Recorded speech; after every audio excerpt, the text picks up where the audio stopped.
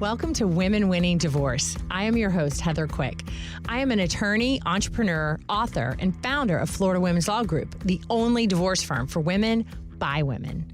I love thinking big, thinking outside the box, creating creative solutions for women, and empowering women to win in all aspects of their life. Our approach at Florida Women's Law Group is to provide women with a strategy to not only achieve their objectives, but win at life.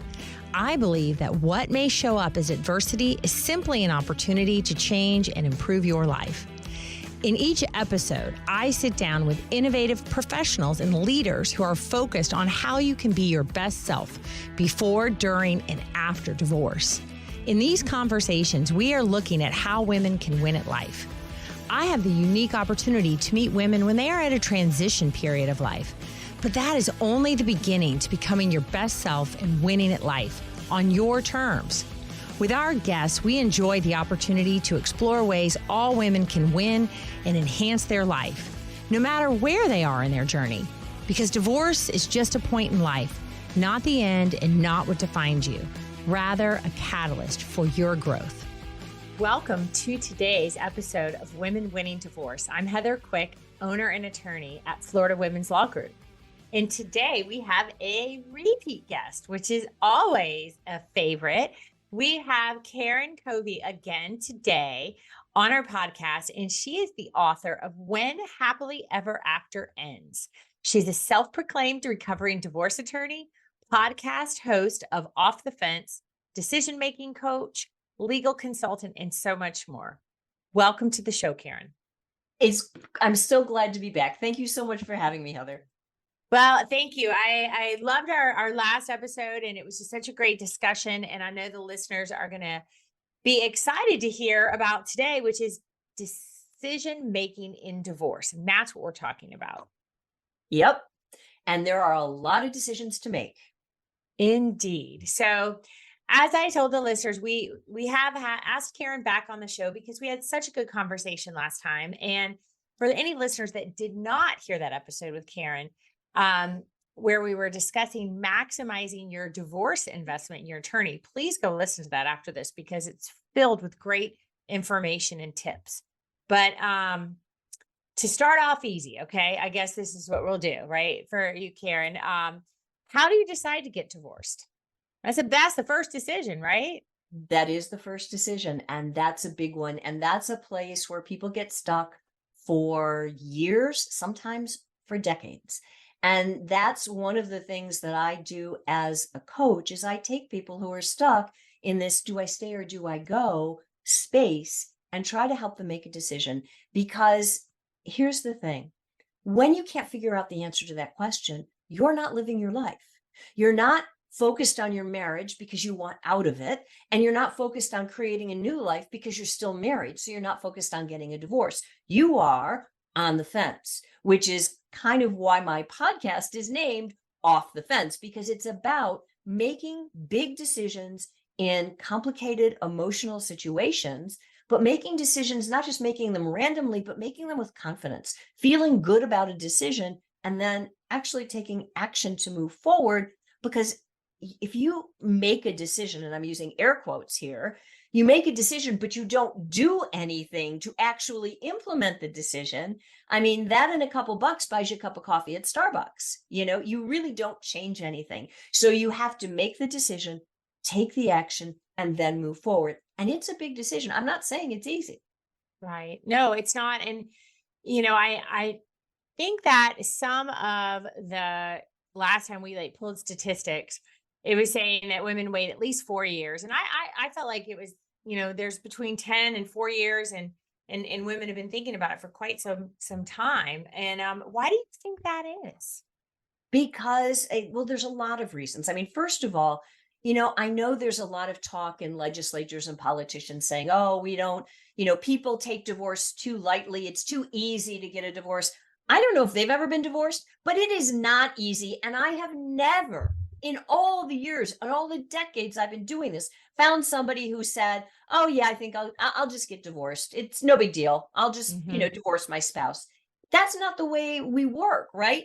people walk down an aisle of some sort or stand before a justice of the peace and swear that they are going to stay with this person till death do they part. And most people I know take that decision very seriously.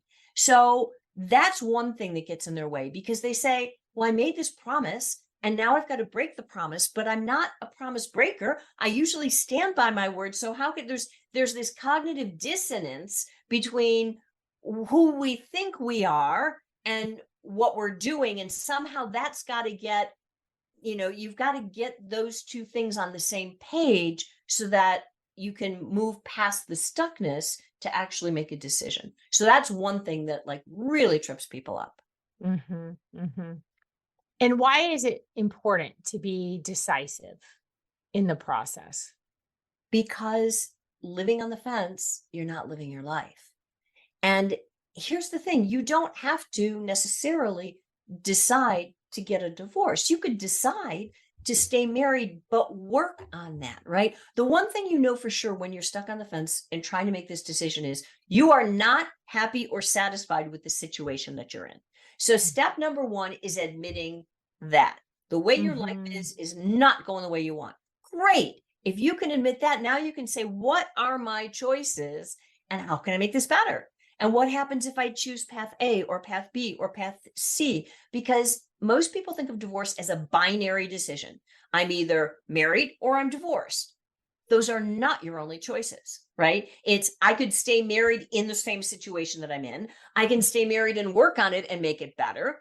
We can have, there's all different ways to be married these days, right? You could have an open marriage. You can have you can make different rules. Maybe you and your spouse decide, okay, we're great co-parents. They have what's known as parenting marriages, right? We will stay married and co-parenting our children for the sake of the children, but on the side, we each live our private life until the kids get old enough and then we can split, right? That's a thing. Some I people do. didn't know that. I didn't know that. And that's perfectly okay as long as you and your spouse agree on whatever you want, make whatever decisions you want. No one cares, right? Or you can go Right. down the road of divorce, or you can do a trial separation, or you can do a legal separation, which usually isn't as great as you think it's going to be, but like the point is, there's a lot of choices. And if you stop cornering yourself by saying it's either this or that, that's an ultimatum, right? You've either got to do A or you've got to do B. That will keep you stuck for a very long time. When you can say, Mm. oh, I have A through Z options. Now let's start to think about them. Now you're working with something. Got it. Now, okay, let's talk about how do you let go of the fear of failure or judgment of getting divorced? Because that's pretty common as well. Yeah, that keeps people, a lot of people are stuck because of fear. And the truth is, divorce is uncertain. You Mhm. don't know what's going to happen. You don't know what's going to happen with your kids, how the money is going to be divided up, what Mhm. that's going to look like post divorce. Everything is full of uncertain. And I wish I had a magic wand that I could give to people and say, you just wave this and everything is going to be fine. But the only way you get through your fear is to stand up, face it, and walk through it, right? Which doesn't Mhm. mean being stupid, right? If you Mhm. just go jumping into a divorce before you understand what does that mean? What is it going to look like?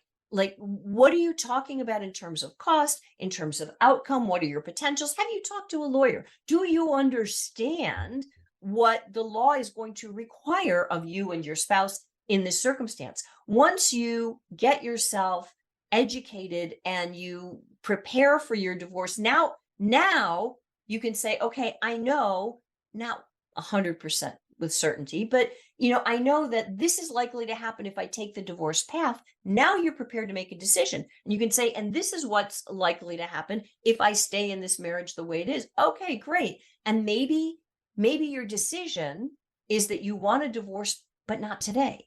There may be Mm. reasons why getting a divorce today might not make a lot of sense. So, but you can't make that decision in a vacuum. You have to understand what the consequences are. You have to understand how everything is going to work in order to make an intelligent, informed decision.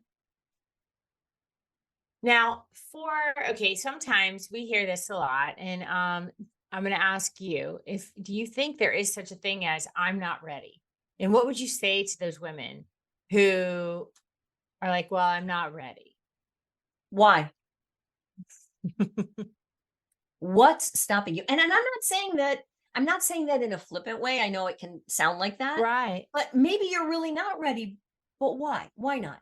Are Hmm. you not ready because you're dealing with too many things? For example, sometimes your whole life is exploding at the same time. You lose a job, your kid is sick, your marriage isn't working. There's so many things going on at the same time that you don't have the emotional bandwidth to deal with a divorce on top of all of that right now. Cool, great. Understand that that's what's getting in your way. Sometimes you're not ready just because you're scared. Okay, that's a different not ready than the first situation. And if the only reason you're not ready is because you're scared, now let's talk about what's going on with that. Mhm. What's underneath all of that? And maybe you need to work with a coach. Maybe you need to work with a therapist for a while to start to understand yourself better and what's going on with you. Because when you understand that, then you can start to face whatever that fear is and move past it. Hmm. And this is good because now, you know, as somebody who's makes a lot of decisions, there's a lot of mindset in that. And you do need to be in the right frame of mind. And so, what are some hallmark signs that you're not in your best decision making mindset for our listeners? If you are in any kind of highly emotional state, Mhm. meaning you're angry, like you're in the middle of a fight, deciding to divorce your spouse in the middle of a fight is generally not going to be your best choice, right? It's not going to come out right. And you may afterwards, after you cool down, go, what did I just do? Okay. So Mhm. you don't want to make decisions when you're super angry. You don't want to make decisions when you're an emotional wreck, when you're sobbing, when you're upset, when you're lying in a puddle of tears on the bathroom floor. Not a good time to make a decision, right? That's Mhm. why they tell widows, don't make any major life decisions for a year after your spouse dies, because you're too emotional and you really can't think clearly. Mhm. The way you will make your best decisions is when your head is in the game, right? And so when your brain is flooded with emotions, which biologically happens when you're emotional, your stress hormones rise and they Mhm. flood the neocortex, which is the thinking part of your brain, and it literally goes offline, right? You cannot think until those chemicals come down a little bit, and then you're like, okay, now I can, cooler heads will prevail, right? So you don't ever want to make a decision, a major life decision, from a place of pure emotion. The best decisions are going to be a combination of three things: head, heart, and gut. And they've all got to be online Mhm. and working if you want to make a decision that's really going to work for you. That's great advice. And it makes so much sense when you say it. I know that resonates with everybody. Now, do you find that certain types of people are better at decision making?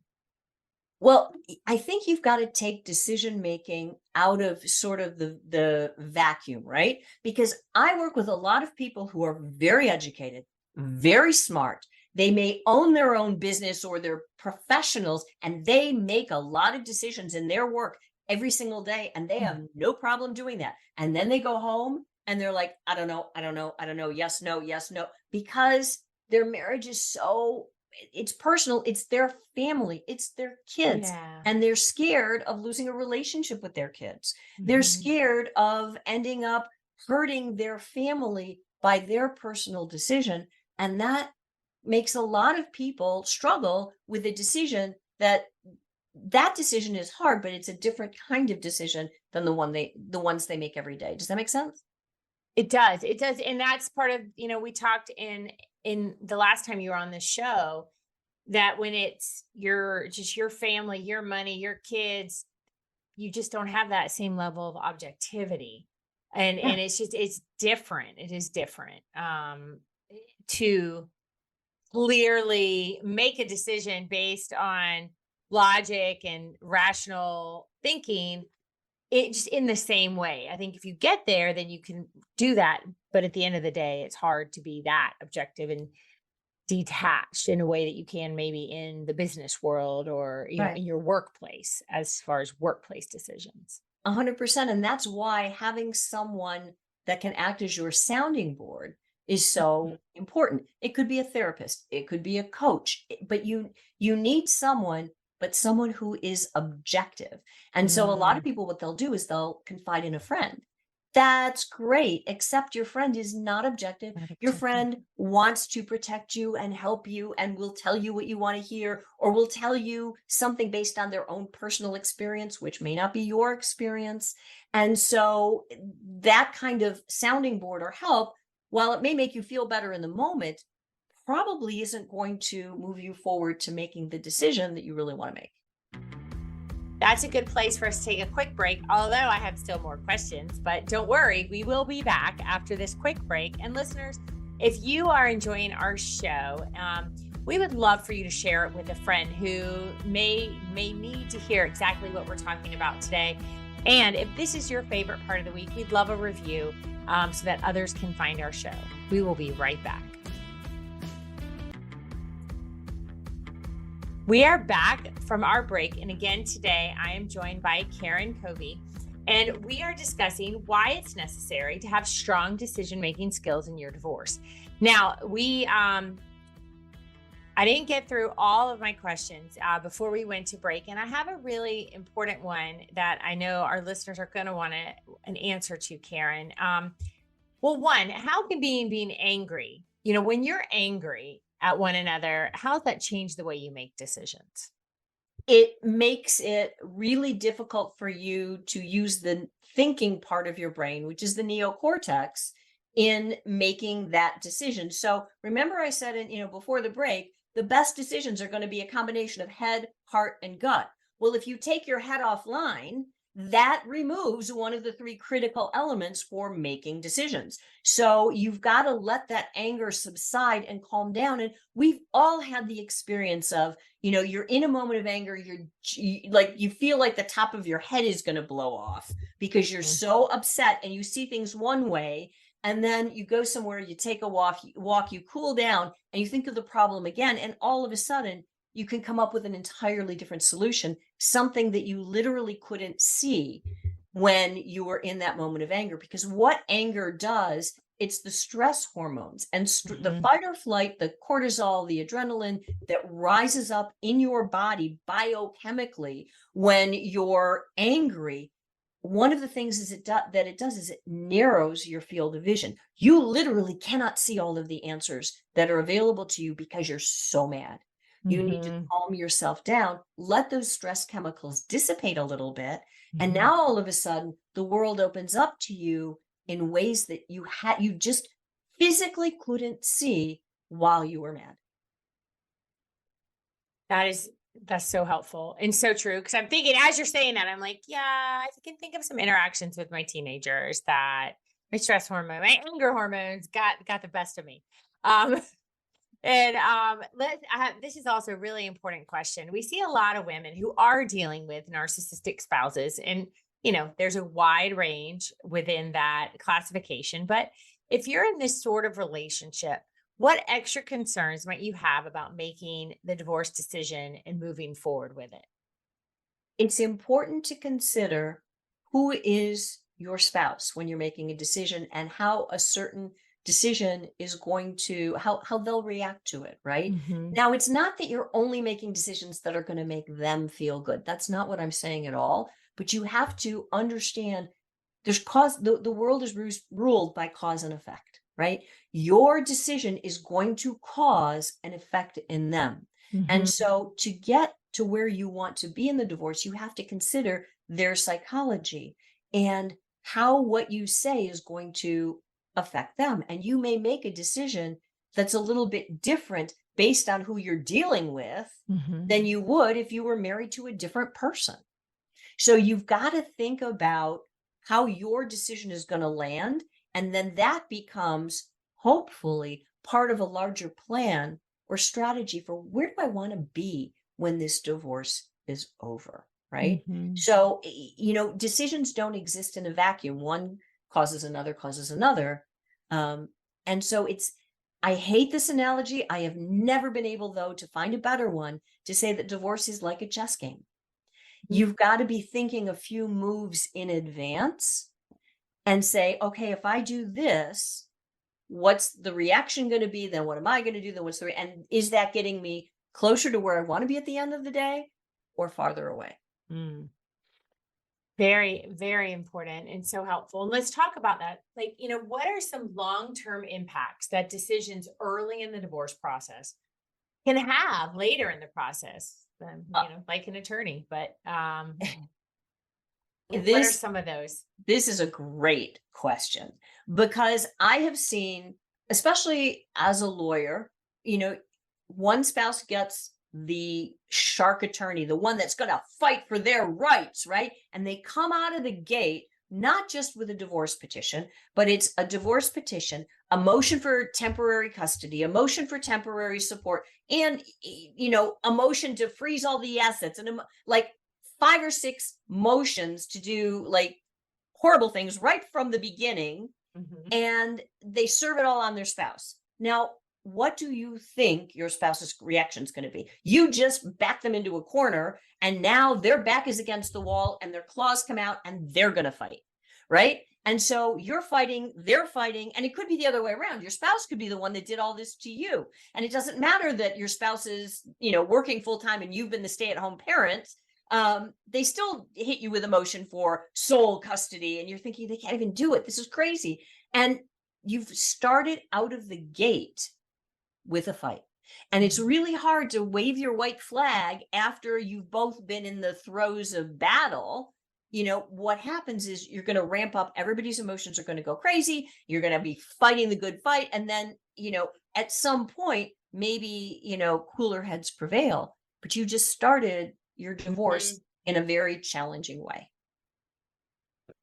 Um, and I've done that before. And let me say this. I will tell you. There's some times and some situations where that makes sense. You have to do that, but understand what you're starting, right? Exactly. Right. You're not like, oh, now that doesn't cause them to cower in fear and then want to give you whatever they want. It just No. sets it up, right, for the battle. Yep. Um, Now, okay, how about this? Do you think it's advantageous to tell your husband you're seeing an attorney or seeking one before you serve them?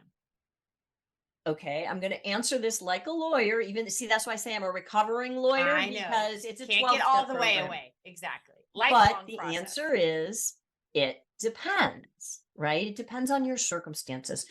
Most of the time, if you are dealing with a relatively reasonable human being, like you and your spouse don't get along, you can't be married, you whatever, but he or she is kind of a normal person, right? Then you can talk to them and you can say, look, Yeah. this is the path that I'm going down. You can have a conversation about it, right? As a matter of fact, it will also always be less contentious if you could say, I spoke with an attorney, I want a divorce, um, and here's the paperwork. You don't have the sheriff come knocking on the door. You hand it to them and you say, get an attorney and have your attorney call my attorney. Way easier, cheaper, starts without a fight. But there are certain circumstances where doing that would be a very bad idea, right? If Right. your spouse is the kind of person who is high conflict, who is going to hide assets, who is going to do, like who's going to get into a fight with you, Mhm. then tipping your hand before you're ready doesn't make sense. It's not your best option. But it all depends on it's all a matter of understanding what your situation is and then making decisions, consciously informed decisions Mhm. about which way you want to go together with your lawyer, and then you do that. All right. So, how do you balance between compromising to make the process as smooth as possible versus making decisions that are best for you?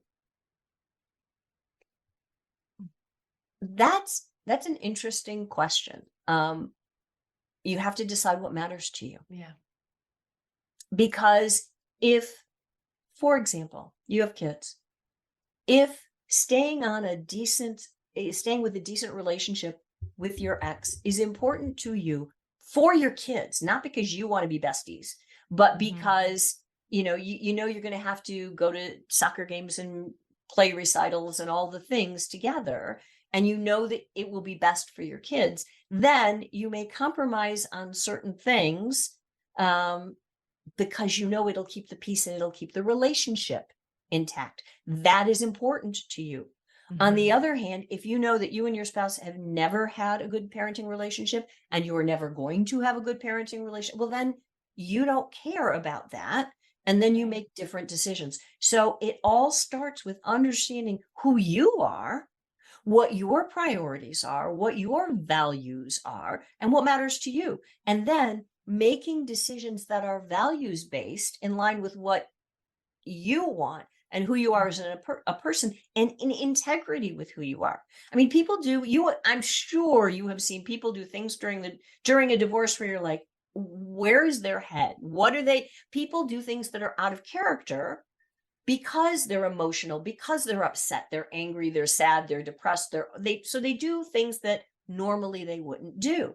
Well, when you start by figuring out what do you want and who you are, what are your values, if you can make decisions that are in line with your values, you will stay in integrity with yourself, and you're less likely to do the things that 6 months after you're divorced you're embarrassed by.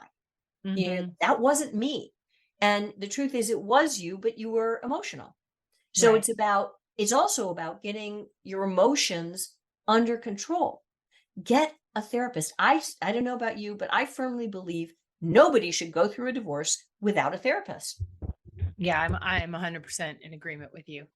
And absolutely, because it's the death of a relationship. It is going to affect you emotionally. And rather than bottle that up and wait for it to explode on you later, deal with it while you're going through with it. Because then I think you will be better equipped to make better decisions and honor yourself. You may not even, because, as we're talking about this, I think there's a lot of people that might just not know how to even do that.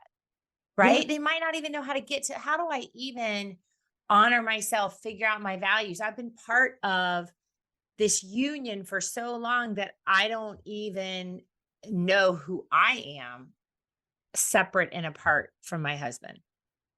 And that's the real journey. Mhm.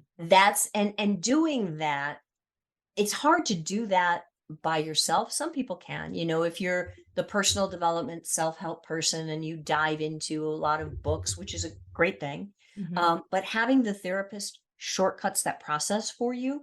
And here's the thing, when you've got all the emotions that come up in a divorce, and they will, you are a Yeah. human being, unless you're a cyborg or a robot or something, you're going to feel things. And if you stuff those feelings down just to get through, they're going to come out again later. They're going to come out sideways, right? The way to manage your emotions is not to pretend you don't have any, it's to talk them through, to let them come out. And the best place to do that is with a trained therapist who can help you grieve, go through the grieving Mhm. process, because you are dealing with the death of a relationship somewhere, and some place that you can explore, where's this anger coming from, or why did I marry this person in the first place, right? What happened in my childhood, because it always goes back to your childhood, Always, usually always. your mother, but Usually I was going to always the say childhood. blame the mom. It's always her Yep. fault. And figure out all of that, because look, divorce sucks, it's a horrible thing to go through, but if you can grow through it, Mhm. you're going to end up better off. And it sucks that you might have had to do it, or that you did it, but what you don't want to do is to make the same mistakes again in the next relationship. And I know when you're going through a divorce, a lot of people think, I'm never going to do this again, I am going to lock myself in the house, maybe join the nunnery, do so, I'm never going to date again. And then, after a little bit of time, things calm down a little bit, you get on with your life, right? And you want this divorce to be a blip in the radar screen of your life, not the defining moment of your life. Mhm. Um Agreed. Well, and I think that therapy alongside with the divorce, it will also exactly what we're talking about in making decisions. It's going to help you get in that better emotional state. And also because I find that often women second guess themselves and they're just not sure. And that's nobody wants to be in that spot, right? Where like, did I make the right decision? Am I, moving forward in the right direction? And I don't know where all that comes from. Probably a lot of fear as to, what's next and the unknown. But I think therapy would help so much with that. I agree 100%. And here's the thing, at some point, you've got to put your stake in the ground. You've got to say, whether I'm making a mistake or whether I'm doing the right thing, I'm doing this thing, right? Hmm. And here's the thing, most decisions are not one and done or forever, right? You make a decision, something happens that you didn't like, okay, you iterate. You change paths a little bit. You make a different decision, another decision, and you keep course correcting as you go. But it's thinking that you're going to make one decision and it's going to set you on the path for life, right? That's what keeps you stuck, because you're like, oh my God, this better be the right decision. Because if it's Hmm. not, I'm Yeah, just screwed for the rest of my life. It's not, life isn't like that. It's never like that. I know. But you get caught in that loop for sure. I've seen it. Yeah. But well, now is a perfect time for our second break. And listeners, we would so appreciate it if you would leave us a review so that other women going through the divorce process can find our show and join our community. We'll be right back. We are back from our last break. And again, today I'm joined by Karen Covy. In the last segment, we explored why it is crucial to make decisions effectively for your goals. In this segment, we're going to be discussing why making solid decisions provides positive outcomes.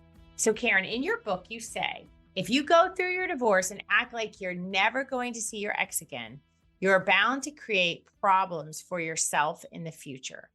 Now, how do you see clients who realize this early on to be successful?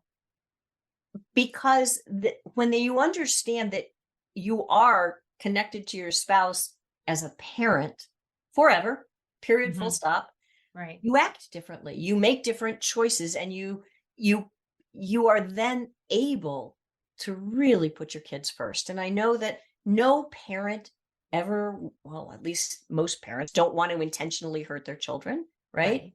Right. And they try to put their kids first, but when you're so emotional and you just hate your spouse and you're doing things to get back at your spouse, you might not even realize that your motivation is not this. I'm making this decision because it's best for the kids. Really, no, it's you want to get back at your ex. And if you can just own that, it changes Yeah. everything. And that takes a lot of growth to own that because it's very, very hard, I believe, for the clients to see that. Right. And Yeah. it is. And but it is. It's kind of if you can really see the overall big picture and this instance versus a lifetime of relationship with your children, how much is that really worth it getting back? Right. And it's not even, it's, yes, it's your relationship with your children, and that's super important, but it's also how your kids grow up and what's the emotional stuff that they have to deal with for the rest of their life because of your divorce, right? And Hmm. people, a lot of times that gets in the way of people deciding to divorce to begin with, because they think that they're going to screw up their kids for life. It doesn't have to be that way. What screws up children is conflict.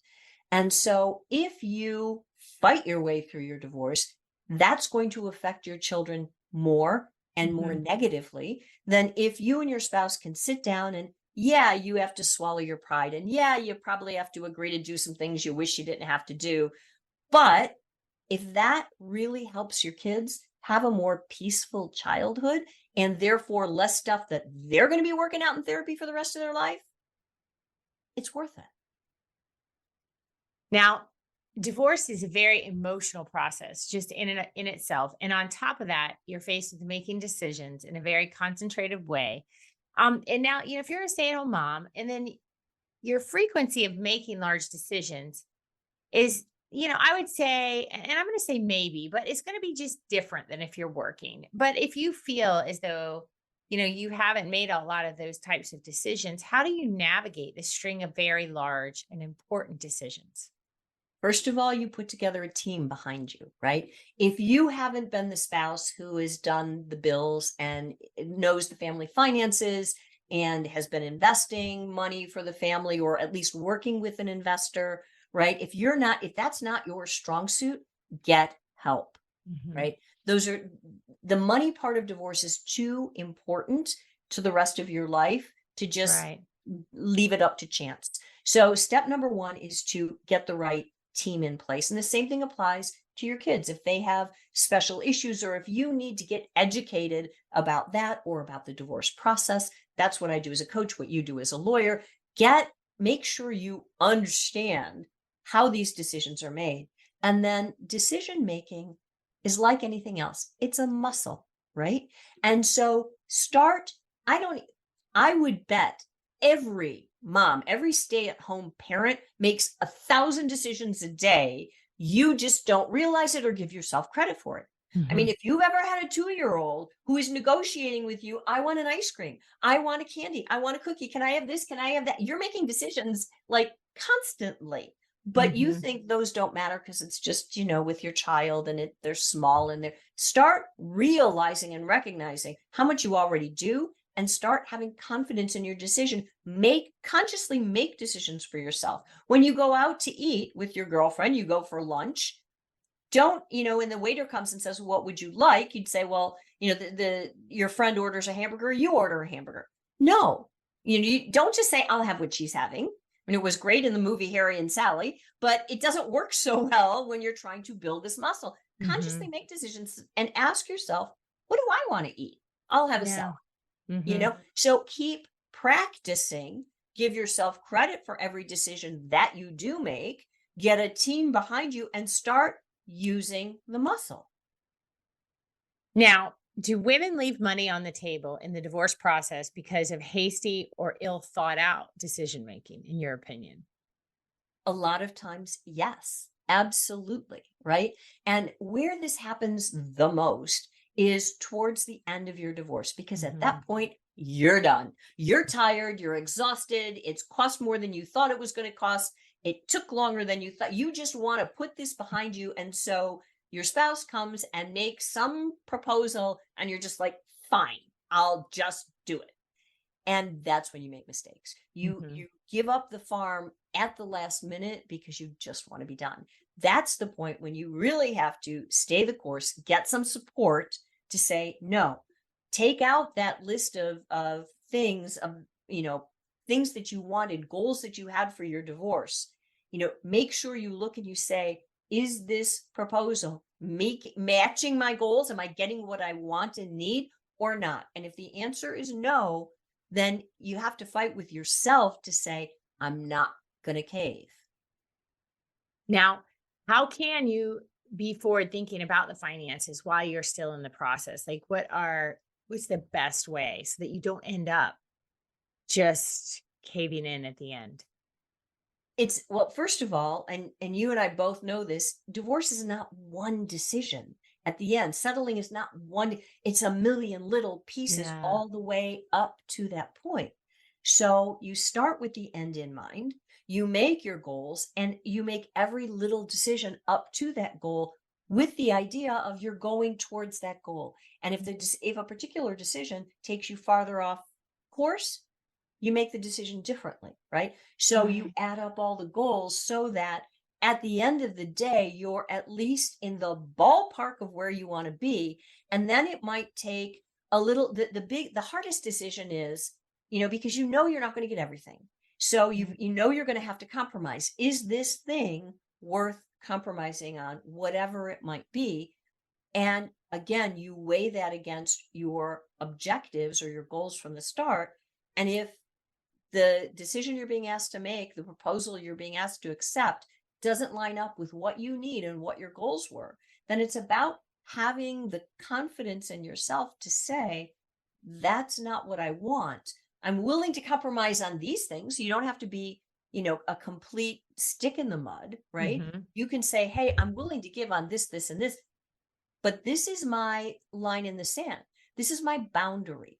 And that's a concept that a lot of women, particularly, have problems with. They don't have those boundaries. And now is a really good time to start to get them. Now, and speaking of that, because the boundaries help you make decisions, and how does that decisiveness appear positively when you have children? Oh my goodness.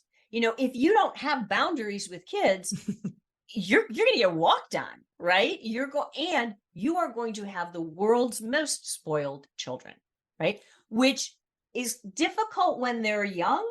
When they're teenagers, it's impossible. If you've spoiled them and let them, get whatever they want all of their life, by the time they're 16, you're going to have a major problem, right? Mm-hmm. So it's, having boundaries is important.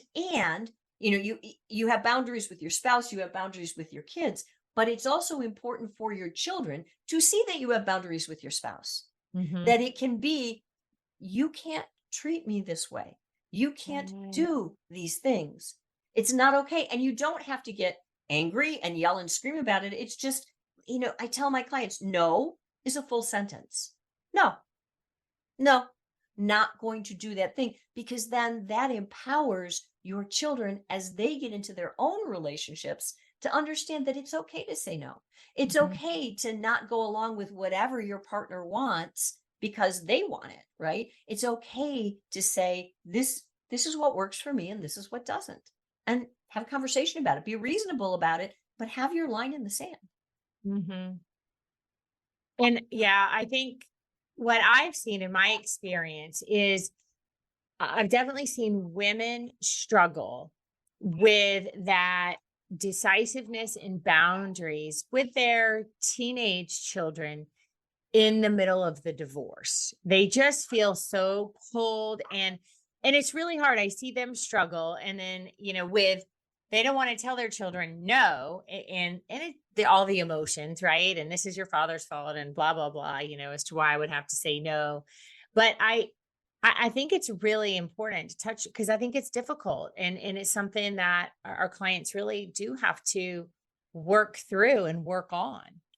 Yeah, and you know what?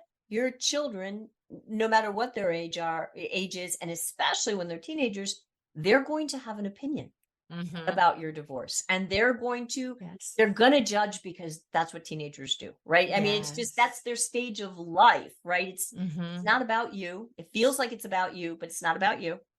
And so it's about having those boundaries and being willing to have the hard conversations with your kids.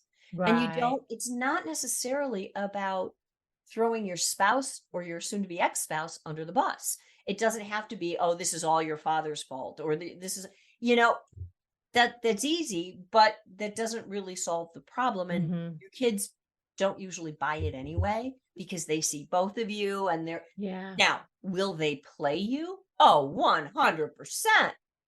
So that's why you need to have the boundaries with them and say, this is, right, wrong, good or bad. I'm the parent and this Mhm. is the decision. And I'm not going to give in on whatever it is that they're asking for. And they can be upset with you, and they can be angry, and they can go storm off, and they can go, this one really hurts when they storm to your ex's house. I'm Mhm. going to go spend the night, with dad or with mom or with whoever, right? Right. That's like a dagger in your heart. But sometimes as a parent, you've got to do hard things. Yeah, absolutely. Now, let's talk about, do you have any tips for very young people making decisions before getting married? Oh my goodness, yes. I know this could be a whole nother I show, was going to right? say, how long do we have? It's just, you've got to know the other person, right? I always say, at least you should spend a whole year's worth of holidays with them, with their Mhm. family.